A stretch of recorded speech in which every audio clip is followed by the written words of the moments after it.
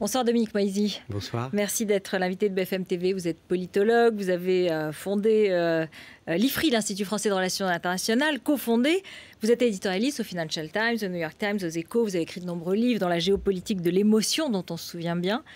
Est-ce qu'enfin cette élection aux États-Unis va devenir intéressante? Il ne reste plus que 4 jours. Elle était déjà intéressante du fait de l'incertitude du résultat.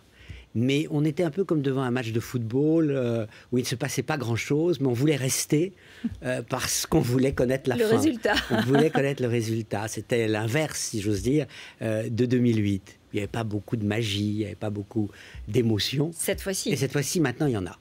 Depuis quelques jours, en fait. Depuis quelques jours. Ça dépend. L'incertitude est née de l'échec total de la prestation d'Obama lors du premier débat.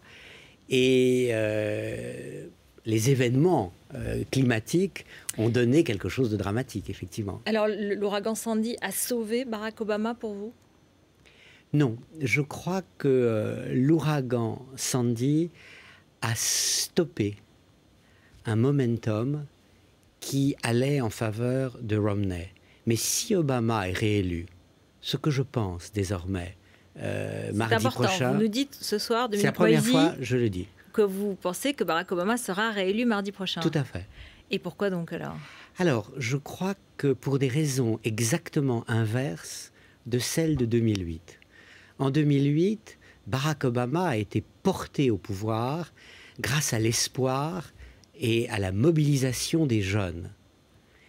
Il sera réélu, je pense, mardi prochain, en raison de la peur des femmes, des hispaniques et des seniors face à une élection de Romney. Les seniors, parce que la destruction du programme Medicare, c'est comme ça que c'est présenté, les inquiète particulièrement, classe moyenne âgée.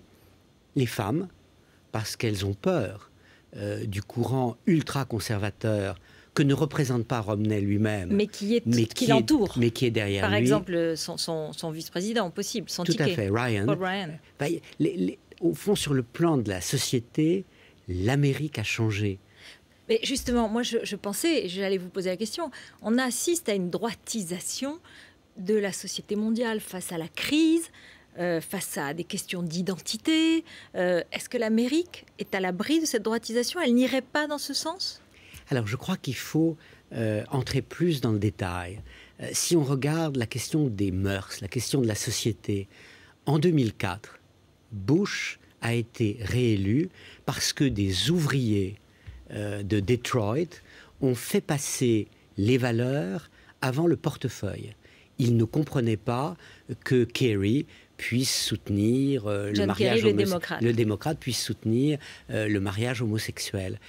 Toutes les études d'opinion montrent que la société américaine de 2008 à 2012 a évolué non pas dans le sens de la droitisation, mais dans le sens de la plus grande tolérance, de l'ouverture au mariage homosexuel, à l'adoption même.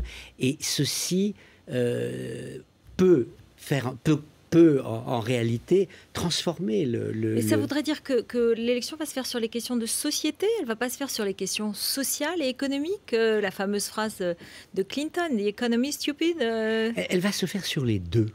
Et c'est pour ça que je reviens sur mon schéma, les trois peurs, la peur des seniors, la peur des femmes, la peur des hispaniques, qui ne comprennent pas le discours extraordinairement musclé de Romney et de Ryan.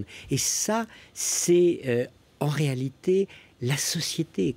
Comment... Alors, il y a les problèmes économiques. Je crois que si on prend la formule de Joe Biden, le vice-président actuel, résumant le bilan d'Obama pour les électeurs.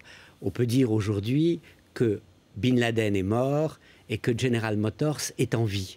Mais les électeurs américains ne vont sans doute pas se définir par rapport à la mort de Bin Laden, mais peut-être davantage, surtout dans des États clés. L'Ohio aujourd'hui, évidemment, où ils sont tous les deux, voilà, où c'est la filière automobile. Et ça, c'est très très important. Tout à fait. Alors, la question du chômage, puisqu'aujourd'hui, sont publiés les chiffres du chômage. On va écouter tout de suite les réactions et de Barack Obama et de Mitt Romney.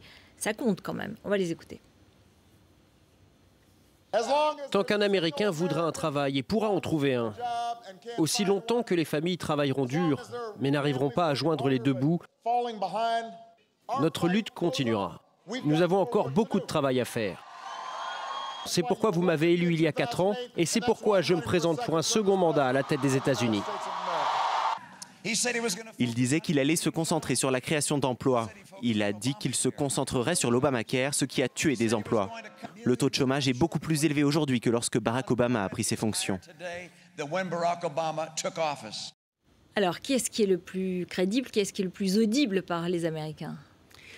Si on regarde l'histoire, ce qui est très intéressant, c'est que effectivement, être réélu avec un taux de chômage autour de 8%, Franklin Delano Roosevelt l'a fait. Et Obama le fera sans doute. Et donc, on l'a comparé souvent, hein, bien pendant sûr, la crise, évidemment, oui, puisque bien c'était sûr. la manière... Au fond, les Américains ont bien conscience que Obama n'est pas responsable de la crise, qu'il a hérité d'une situation épouvantable et que globalement, il a répondu, pas de manière exceptionnelle, mais de manière quand même globalement positive. Par un plan de relance de 800 milliards de dollars. Mais c'est là où, finalement, Sandy joue un rôle.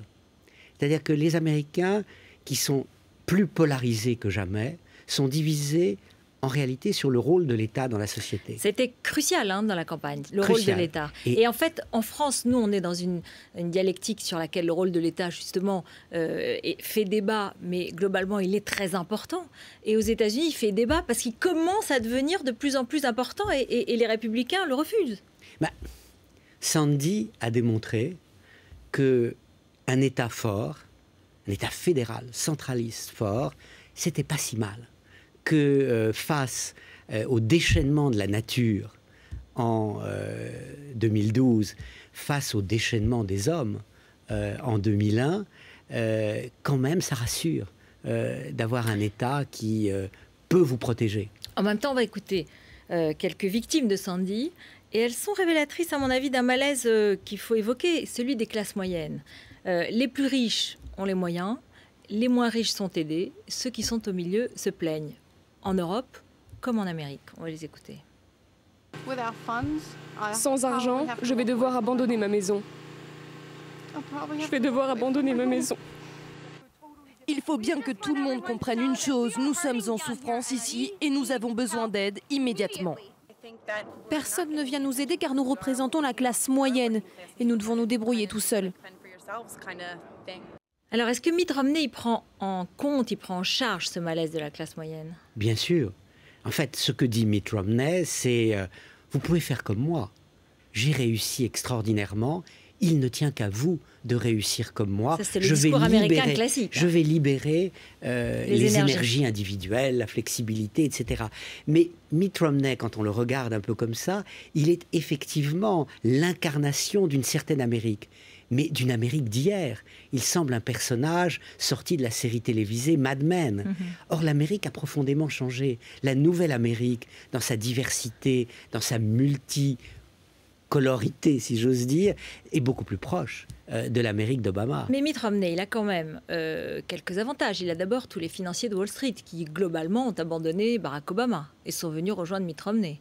Il a aussi peut-être ce discours sur l'économie et son expérience d'entrepreneur, peut-être qui peut être audible. Mais ce qui lui manque, dites-vous, c'est sur la société où il est à côté. C'est-à-dire, je crois que ce qui est le paradoxe, c'est que Romney est en réalité un centriste. Oui. Un homme modéré.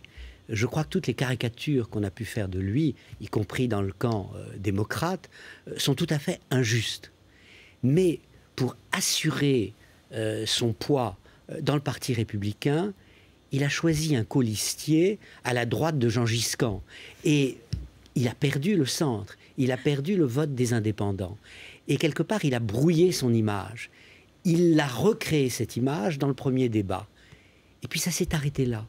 Au fond, dans le deuxième et plus encore dans le troisième débat, et maintenant avec Sandy, Obama a rappelé aux Américains que quand même, Il était le commandant en chef. Le président de tous les Américains. Le président de tous les Américains. Alors, sur le plan de la politique internationale et en ce qui nous concerne concrètement en Europe et sur les grands dossiers de la politique internationale, qu'est-ce qui fait la différence?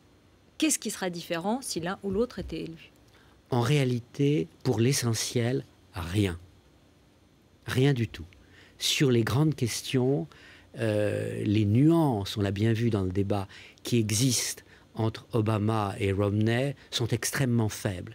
Et surtout, les moyens de l'Amérique sont devenus considérablement plus restreints, plus réduits.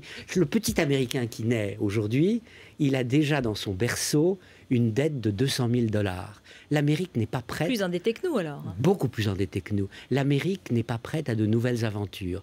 Sur l'Iran, en réalité, Romney, président, voudrait freiner autant Israël que l'a fait Obama. Sur l'Afghanistan, il a aussi l'intention de poursuivre le retrait des troupes. Sur la Chine, il peut parler durement, mais en réalité, on ne peut pas insulter son créancier. Sur la Russie, on peut dire quelle est la plus grande menace, mais ça n'est pas vrai. La Russie d'aujourd'hui n'est pas l'URSS d'hier. Donc en réalité... Sur Israël, quand même, il y a des nuances, on les a évoquées. Netanyahou a eu l'air de choisir Romney. On sait que les relations avec Barack Obama sont un petit peu dégradées. Oui, mais ce sont des nuances qui ne sont pas significatives. En réalité, les républicains au pouvoir sont souvent beaucoup plus critiques d'Israël que ne le sont les démocrates. Et donc je crois, alors sur l'Europe, oui. Sur l'Europe, Romney de retour, c'est pour l'Europe une manière de se définir par rapport et contre les États-Unis. On retrouve une certaine forme d'anti-américanisme classique. Romney, c'est le bon Américain qu'on avait l'habitude... Le grand méchant américain, voilà, éventuellement. Le grand méchant américain. Mais même là, je dirais que l'Amérique n'est plus tout à fait l'Amérique. L'Europe est tout aussi intéressée, et de manière légitime, par ce qui va se passer le 8 novembre que par ce qui se passe le 6 novembre. Le 8 novembre, c'est-à-dire la réunion du 18e congrès du Parti communiste chinois. En fait, l'Amérique reste émotionnellement le cœur du monde. Et New York, plus encore, on l'a vu à l'occasion de Sandy. Mais elle n'est plus le cœur stratégique du monde. Elle doit partager. Merci beaucoup. Merci Dominique Moisy. C'était passionnant. On en reparlera évidemment tout au long de la semaine prochaine avec notamment notre nuit américaine.